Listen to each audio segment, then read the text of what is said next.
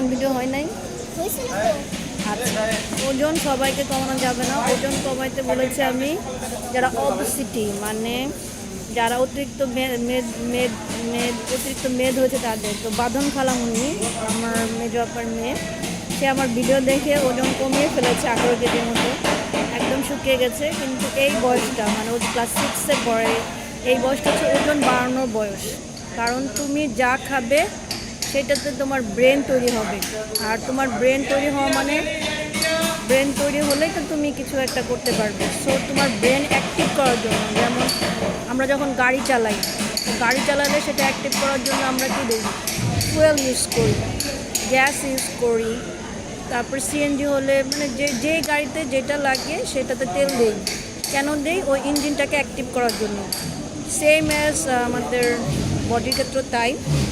তো তুমি যদি খাওয়া দাওয়া কমিয়ে ফেলো, বাদ দিয়ে দাও, তাহলে তো তুমি স্ট্রং থাকতে পারবে না, গতি পাবে না, পড়াশোনার জন্য এনার্জি পাবে না। তো যারা আমার স্টুডেন্ট আছো তাদের উদ্দেশ্যে ভিডিওটা করা, তোমরা কিন্তু ওজন কমাবে না, তোমরা ওজন বাড়াবে।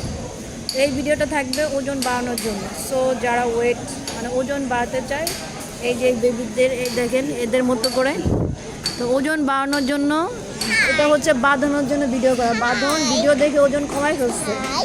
তো ওই বয়সে বাচ্চাদের ওজন কমানো যাবে না, ওজন বাড়ানো যাবে। ওজন বাড়ানোর জন্য যেগুলো করতে হবে সেটা হচ্ছে, এক নম্বর হচ্ছে পুষ্টিকর খাবার খেতে হবে। কারণ সামনে তোমাদের এক্সাম আছে, তোমাদের পড়াশোনা আছে, তোমাদের দিয়ে মানে তোমরা হচ্ছে নেক্সট জেনারেশন, জাতির ভবিষ্যৎ। যেহেতু নিউ কারিকুলাম চেঞ্জ হয়ে গিয়েছে, সো তোমাদেরকে স্টাডি করে আমাদের মতো পড়াশোনা করে বড় হতে হবে। সো এখানে ওজন কমানো, সৌন্দর্য, এগুলোর কোনো ইফেক্ট নেই। তোমার মেন সৌন্দর্য হচ্ছে তোমার পড়াশোনা। সুস্থ দেহে সুন্দর মন বিরাজ করে, এটা আমার বাবা শাহ মোহাম্মদ স্যার সবসময় বলতেন। এখন সুস্থ দেহ থাকার জন্য তোমাকে পুষ্টিকর খাবার খেতে হবে। কী কী খাবার খাবে তুমি? যেমন তুমি রেগুলার খাবারের মধ্যে অবশ্যই দুধ থাকতে হবে। তোমরা এখন ডিম খেতে যাও না, ডিম সিদ্ধ খাবে।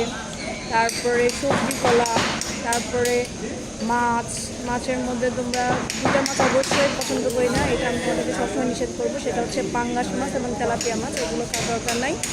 ব্রয়লার মুরগিও খাওয়া দরকার নেই। তোমরা দেশি মুরগি খাবে, দেশি মাছ খাবে, ছোটো ছোটো মাছ খাবে। যেমন ছোটো ছোটো মাছের মধ্যে অনেক পুষ্টিগুণ আছে। ছোটো মাছ খেলে তোমরা চোখে জুতি পারবে। আর যাদের চোখে প্রবলেম তারা গাজর খাবে। পাপা, যাদের চোখের প্রবলেম তারা গাজর খাবে। আর যাদের আর কি প্রবলেম আছে, পালং শাকটা একদম রেগুলার খাবারের তো থাকতে পারে। মেন কথা হচ্ছে যে আমার মা আমাদেরকে ছোটোবেলা যেভাবে খাওয়াতেন, সেটা হচ্ছে যে আমরা করলা থেকে শুরু করে ইচ অ্যান্ড এভরিথিং আমরা খেতাম। কখনোই আমরা বলতে পারতাম না যে আমরা এটা খাবো না। এবং আল্লাহ রহমতে আমাদের কোনো জটিল রোগ আমাদের নেই। আমরা 5 ভাই বোন সুস্থ সবল আছি, এবং এর জন্য আমাদের বাবা মার অনেকগুলোই আছে। আমার মা সবসময় খাবারের মধ্যে একটা রুটিন তৈরি করতেন। সেই রুটিনটা কী ছিল জানো? সেটা শনিবার দিন, এগুলো রবিবার দিন, এরকম একটা দিন ছিল আমাদের ভর্তা, মানে মঙ্গলবার দিন বেসিক্যালি আমাদের ভর্তা দিবস ছিল। সেই দিন আমাদের অনেক রকম ভর্তা করা হতো, এবং মাছ ভর্তা, ডিম ভর্তা, শুটকি ভর্তা, এগুলো। আমরা শুটকি মাছও প্রচুর খেতাম, বড় বড় মাছ, ছোটো মাছ, সবজি, মানে প্রতিদিন খাবারের মধ্যে একটা সবজি বা ভাজি, একটা ডাল এবং একটা মাছ অথবা মাংস থাকবে। ছোটো মাছ থাকবে, তার সাথে বড়ো মাছ থাকবে। আর শুক্রবার দিন ছিল আমাদের ঈদের দিন, কারণ এটা আমাদের মুসলিম যারা আছি তারা মানে এটা সুন্দর বলতাম। যেমন শুক্রবার দিন আমরা জুম্বার দিনে ভালো ভালো খাবার খেতে হয়। সো ওই দিন আমরা কী খেতাম? ওই দিন আমরা খেতাম হচ্ছে যেমন ধরো বিরিয়ানি, পোলাও, ইলিশ পোলাও, অথবা ডিম কুরমা, মানে যেগুলো রিচ ফুড। এবং আমরা খাবার সাথে আরও একটা জিনিস খেতাম, যেটা হচ্ছে কোমল পানীয়, মানে আমাদের খাওয়া শেষ হলে একটু ডেজার্ট। যেমন আমাদেরকে পায়েস করে দিতেন, জর্দা করে দিতেন। আর তার সাথে আমরা 7 আপ, বুরহানি, দই দিয়ে টক দিয়ে বুরহানি করতাম। এইগুলো আমরা করতাম, তাই না বাবা? হ্যাঁ মামি, হ্যাঁ হ্যাঁ, এটা কে পাপা?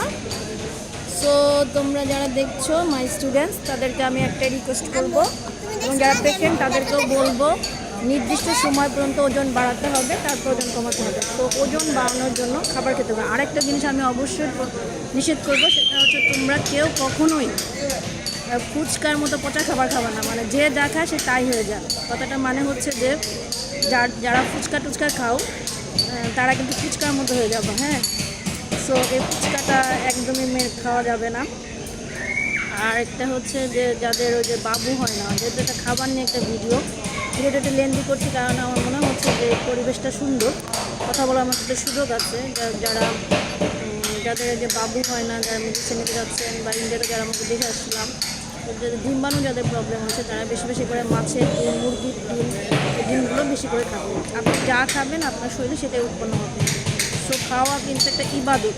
এবং আরও একটা যেহেতু ধর্মের দিকে চলে যাচ্ছি, সেটা হচ্ছে যে যখনই যা কিছু খাবেন সেই খাবারের সাথে অবশ্যই আল্লাহর নাম নিয়ে খাবেন এবং প্রতি লুকমায় সুবহান আল্লাহ বলা এবং ইল্লার সময় আলহামদুলিল্লাহ বলা, এই শব্দগুলো অবশ্যই ইউজ করবেন। বেশি বেশি কথা বলা ভালো লাগছে না, আজকে এই পর্যন্তই। এয়ারপোর্ট থেকে বলছি, ভালো থাকেন, সুস্থ থাকবেন। আল্লাহ হাফেজ। আল্লাহ হাফেজ। আল্লাহ হাফেজ বলে দাও। Bye bye.